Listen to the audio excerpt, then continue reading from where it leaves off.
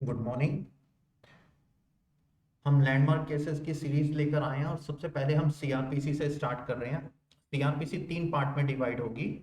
Daily एक एक videos आएंगी। उसके बाद फिर सीआरपीसी के बाद evidence, IPC, CPC and so on. हम सारे केसेस हर सब्जेक्ट के सब्जेक्ट वाइज कंप्लीट करेंगे। ठीक। तो ये न्यू बैच स्टार्ट हो रहा है। अगर किसी को कोई डिटेल पूछनी हो तो ये कॉन्टैक्ट नंबर लिखे हैं, इसमें आप कॉल कर सकते हैं। ठीक। ऑफलाइन एंड ऑनलाइन दोनों मोड में। चलिए अब केस स्टार्ट करते हैं। ठीक। Naga people's movement of human right versus Union of India. इसमें क्या बोला गया, सुप्रीम कोर्ट ने क्या हेल्ड किया? सुप्रीम कोर्ट हेल्ड दैट दो the provisions of CrPC, sorry ये सीआरपीसी है, ठीक, CRPC are not applicable in certain districts of the state of Nagaland. It only means that the rules of CRPC would not apply, but the authorities would be governed by the substance of the CRPC. तो basically CrPC के provision certain districts of Nagaland में apply नहीं करते, which means rule of CrPC is not applicable in Nagaland. ठीक। लेकिन जो authorities हैं वहां की, वो गवर्न किससे करेंगी? Govern by the substance of this rules only. Second, Sharad Hiru Kolambe versus state of Maharashtra. ये जो केस है ये आपका डिफॉल्ट सेंटेंस से रिलेटेड है। बेसिकली डिफॉल्ट सेंटेंस होता क्या है? फॉर एग्जाम्पल किसी को पनिशमेंट मिली, ठीक, 1 ईयर प्लस 1000। अब जब उसने फाइन पे नहीं किया, फाइन का डिफॉल्ट किया, तो इसकी जो पनिशमेंट होगी वो कहलाती है आपकी डिफॉल्ट पनिशमेंट। डिफॉल्ट पनिशमेंट में बी इन एक्सेस और in addition. Default sentence may be in excess or in addition to the substantive sentence। substantive sentence आपकी 1 ईयर हो गई, 1000 का फाइन था, पे नहीं किया, तो फॉर एग्जांपल 2 मंथ्स उसकी पनिशमेंट हो गई। ये डिफॉल्ट पनिशमेंट हो गई। तो अब ये इन एडिशन और इन एक्सेस, तो ये टोटल कितनी हो गई? 1 year plus 2 months total. concurrent running of default punishment inter se or with substantive sentence is not punishable, वो permissible। ठीक। तो कॉन्कुरेंट रनिंग नहीं है। कॉन्कुरेंट रनिंग मींस एक साथ, जैसे ये 1 साल की चल रही है वैसे ही 1 मंथ की स्टार्टिंग का 1 मंथ इसका हो गया, तो वो परमिशेबल नहीं है। पहले आपको 1 ईयर कंप्लीट करना पड़ेगा, फिर उसके बाद 2 मंथ्स, तो टोटल हो गया 1 ईयर 2 मंथ्स की punishment. Premnath versus state of Rajasthan, 1967 supreme court. A civil judge cannot be investigated with the powers of additional session judge। जो सिविल जज है वो इन्वेस्टिगेट नहीं कर सकते जो पावर्स एक एडिशनल सेशन जज के पास होती हैं, unless he is appointed as additional session जज under section 9 of CrPC.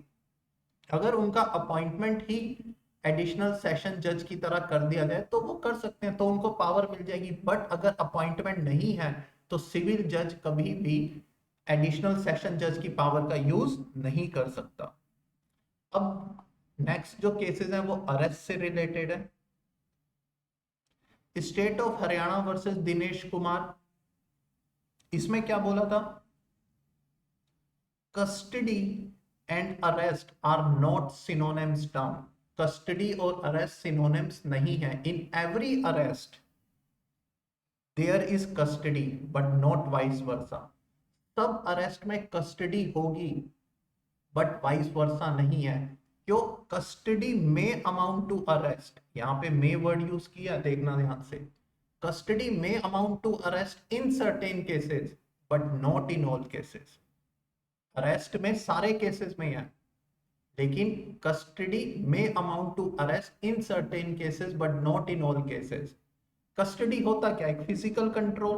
Basically अगर बात की जाए तो कस्टडी होती कैसे है? A person can be in custody when police arrest him और व्हेन ही सरेंडर। तो कस्टडी या तो अरेस्ट से होगी या सरेंडर से। और custody and arrest same words नहीं है। Next case Joginder Kumar versus state of UP 1994 supreme court. The registration of FIR and arrest of accused are two different things. It is not correct to say that merely because FIR is registered, the accused can be arrested. तो simple सी चीज registration of FIR ठीक और arrest दो different concept है, दो different thing है. अगर FIR हो गई है तो अरेस्ट जरूरी नहीं है कि होगी. It is not correct to say that merely because FIR is registered, the accused can be arrested. तो आप FIR लॉन्च कर लो, लेकिन अरेस्ट मत करो, आप अपनी इन्वेस्टिगेशन करो. शीला बरसे versus state of Maharashtra 1983 supreme court. Supreme court held that the accused person must be informed by the magistrate about his right to be medically examined. तो मजिस्ट्रेट इन्फॉर्म करेंगे एक्यूज को कि उनके पास राइट है मेडिकली एग्जामिनेशन का.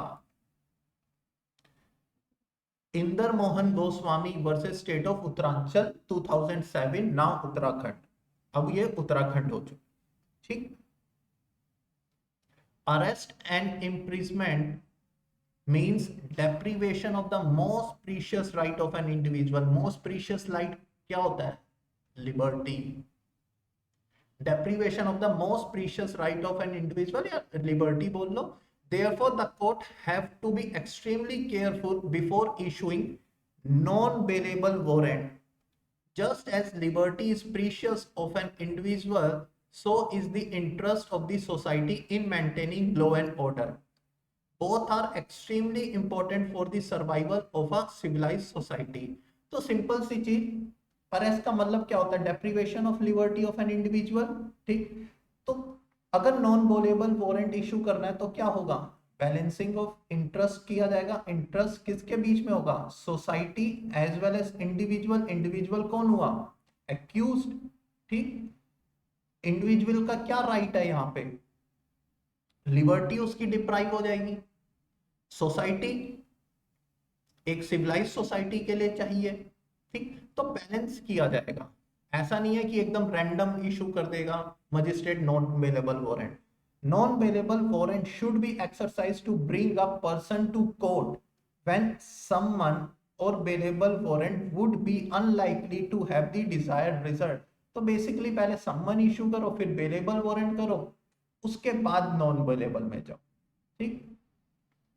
और ये summons और बेलेबल वारंट में भी हो सकता है डिजायर रिजल्ट ना दे, वो पर्सन ना आए. तो वो क्या क्या कंडीशन दे रखी है? It is reasonable to believe that the person will not voluntarily appear in court. वो वॉलंटरली नहीं आए तो डायरेक्ट आप नॉन बेलेबल वारंट पे चले जाओ. The police authorities are unable to find the person to serve him with a summon. It is considered that the person could harm someone if not placed into the custody. तो ये harm हो जा सकता है. Next, Arnesh Kumar versus state of Bihar.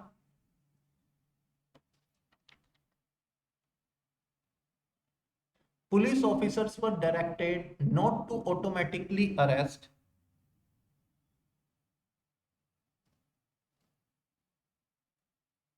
where a case is registered under section 498A. तो simple सी चीज, police officer 498 के केस में अरेस्ट नहीं करेगा. And also in case where the offense is punishable with imprisonment for a term which may be less than 7 years or which may extend to the 7 years. कोई भी offense है जो 7 years से less than है up to 7 years है. ठीक. They have to satisfy themselves about the necessity for arrest under the parameter laid down under section 41. और अगर पुलिस ऑफिसर ये फॉलो नहीं करता और गलती से अरेस्ट कर देता है इन केसेस में, तो उसके ऊपर contempt of court as well as departmental action लिया जाता है.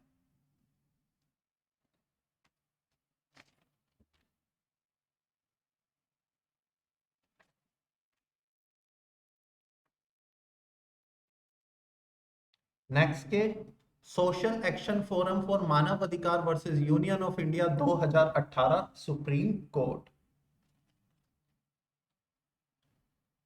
इसमें बेसिकली क्या बोला गया कि अरेस्ट करना है तो बैलेंसिंग ऑफ इंटरेस्ट करना पड़ेगा। बैलेंसिंग ऑफ इंटरेस्ट किसके बीच में होता है? हमेशा सोसाइटी, क्रिमिनल लॉ में सोसाइटी और इंडिविजुअल। इंडिविजुअल कौन हुआ? आपका एक्यूज्ड। ठीक। एज अ रूटीन आप अरेस्ट नहीं कर सकते। एज अ रूटीन आप अरेस्ट नहीं कर सकते। 7 ईयर से जो कम वाले ऑफेंसेस हैं उनमें अरेस्ट नहीं होगी, बट अगेन उसका एक एक्सेप्शन है। अगर वो फुलफिल हो जाता है तो आप अरेस्ट कर सकते हैं। Next case D K Vasu versus state of West Bengal. ठीक। ये अपने आप में बहुत इंपॉर्टेंट है। कभी कभी कितनी स्टेट्स में तो सीधे सीधे इसमें मेंस में क्वेश्चन आ गया। 11 गाइडलाइंस थी, डायरेक्ट गाइडलाइंस लिखने को बोल दिया गया था। ठीक। तो ये केस आप अच्छे से ध्यान रखना क्योंकि ये मेंस में भी आ जाता है कभी कभी। ठीक। The Apex Court further laid down the following guidelines and said the arrest and detention will be subject to the guidelines. The violation of these guidelines would attract not only the departmental action but also the contempt of the court proceeding in a high court having jurisdiction over the matter. These guidelines are as follows. ठीक। पहला क्या था? Police officer must wear accurate, visible and clear identification name tag। ठीक। with their designation। Second guideline क्या बोली गई थी? Memo of arrest prepare किया जाएगा जिसमें 1 विटनेस के साइन होंगे, जो कि विटनेस फैमिली मेंबर हो। अगर फैमिली मेंबर नहीं है तो लोकेलिटी वाला हो। जिस मेमो में आप टाइम भी लिखोगे, डेट भी लिखोगे, as well as counter sign किया जाएगा, जो कि काउंटर साइन किया जाएगा। काउंटर साइन कौन करेगा? अरेस्टी, जो अरेस्ट हो रहा है। ठीक। थर्ड, फैमिली हो गए, फैमिली मेंबर्स हो गए, फ्रेंड हो गए, उनको इन्फॉर्म करोगे अरेस्ट का। फोर्थ, अगर डिस्ट्रिक्ट में कोई पर्सन नहीं रहता, ठीक, रिलेटिव नहीं रहता, बाहर डिस्ट्रिक्ट के रहते हैं, तो उन्हें 8 से 12 घंटे में इन्फॉर्म किया जाएगा। Fifth, the person arrested must be made aware of his right to have someone informed of his arrest और डिटेंशन। सिक्स्थ, एंट्री नोट की जाएगी केस डायरी में। 7, on request of the arrestee उसका एग्जामिनेशन होगा, medical examination. ठीक। Major and minor injuries का। 8, the arrestee should be subject to the medical examination by a trained officer every 48 hours. ठीक। 9, जो copies होंगी वो मजिस्ट्रेट को भेजी जाएंगी including the memo of arrest. 10th, the arrestee may be allowed to meet his attorney during interrogation। 11, एक police control room होगा every district में और स्टेट हेडक्वार्टर्स में, जहां पे डिस्प्ले बोर्ड होगा और उसमें इंफॉर्मेशन होगी about the custody of arrested. तो ये 11 गाइडलाइंस है, ये याद करके रखना क्योंकि है इंपॉर्टेंट है ये। डी के बाद बहुत इंपॉर्टेंट। अब मेंटेनेंस के Nanak Chandra versus Chandra Kishore 1969 supreme court. The provision contained in section 125 to 128 CRPC are applicable to the person belonging to all religion and have no relationship with the personal law of the parties। तो simple सी चीज, ये secular provision है बोलना चाह। Yamuna Bai versus Andhra 1988 supreme court. Savita Bahan versus state of Gujarat 2005 supreme court. The term wife means legally wedded wife. जो maintenance में wife word है वो उसका मतलब है legally wedded wife. Doctor Swarupan Kumar Banerjee versus state of West Bengal and another. Supreme court held that a wife who has been divorced by the husband on the ground that the wife has deserted him, divorcee wife है, husband ने divorce दिया क्योंकि उसने desertion कर दिया था wife ने, ठीक, is entitled to claim maintenance under section 125, but still she is can claim maintenance under section 125. D Velusamy versus D Patchaiammal 2010 supreme court, ये लिव इन रिलेशनशिप के ऊपर केस है, लिव इन रिलेशनशिप के मेंटेनेंस के ऊपर। इसमें क्या हेल्ड किया सुप्रीम कोर्ट ने, women who is in marriage like relationship though not legally married can claim maintenance. The court held that not all live-in relationship will amount to the relationship in nature of marriage. तो सारे relation live in relationship में maintenance नहीं मिलेगा, उन्हीं live in relationship में maintenance मिलेगा जो nature of marriage में होंगे। तो उसके लिए कंडीशंस क्या है वो देख लेते हैं। The couple must hold themselves out to society as akin to spouses, तो वो सोसाइटी के सामने एक स्पाउस की तरह ही रहते हैं, उनका कंडक्ट है एक दूसरे के लिए कि वो एक स्पाउस की तरह ही ट्रीट करते हैं एक दूसरे को। They must be of legal age of marry, must be otherwise qualified to enter into a legal marriage. Third, they must be otherwise qualified to enter into a legal marriage. Fourth, they must have voluntarily cohabitation for a significant period of time, तो एक long cohabitation होना जरूरी है। Vijay Manohar versus Kashi Rao Raja Ram 1987 supreme court, daughter whether married or not, daughter whether married or not would also be liable to pay maintenance.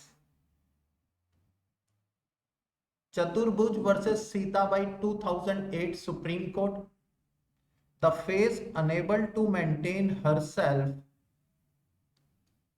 would mean that means available to the deserted wife while she was living with her husband and would not take within itself the efforts made by the wife after desertion to survive somehow. तो unable to maintain herself directly related है survival से। Kamala versus M R Mohan Kumar 2019 supreme court,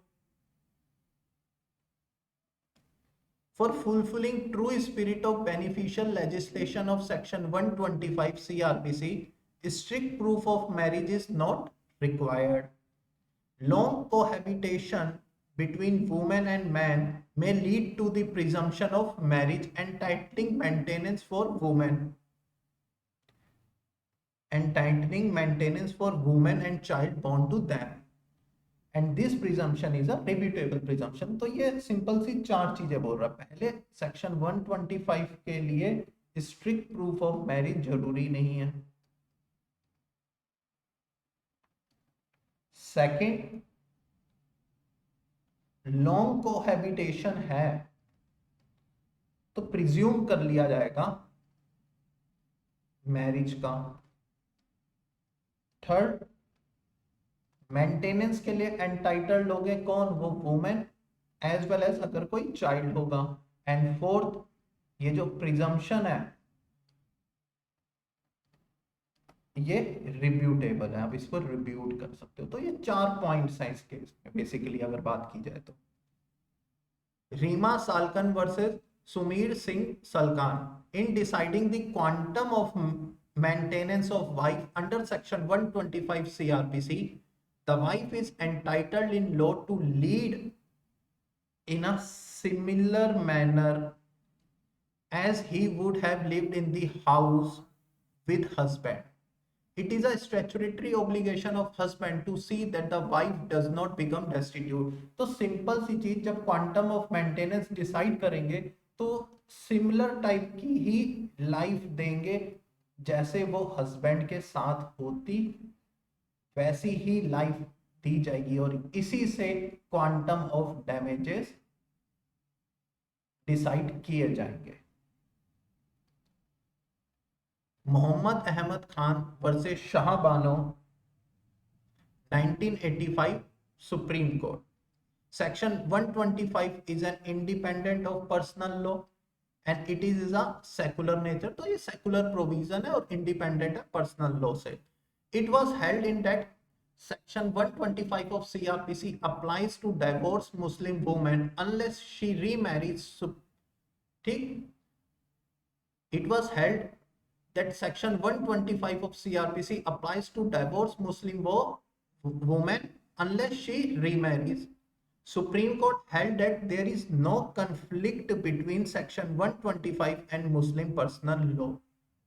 The court observed that Muslim personal law limits the liability of husband to maintain the divorced wife till the period of iddat. तो मुस्लिम personal law में जो maintenance है वो till the इद्दत मिल रहा था, पर section 125 divorce कब तक देता है? जब तक रीमैरिज नहीं होती. और सेक्शन 125 एक सेकुलर प्रोविजन है और कोई कंफ्लिक्ट नहीं है 125 सीआरपीसी में और मुस्लिम पर्सनल लॉ में. ठीक, वो अलग बात है 1986 में एक्ट आ जाता है तो इस चीजों को ओवरराइड हो जाती हैं. ठीक, आज के लिए इतना ही. Have a nice day. ठीक, रेस्ट.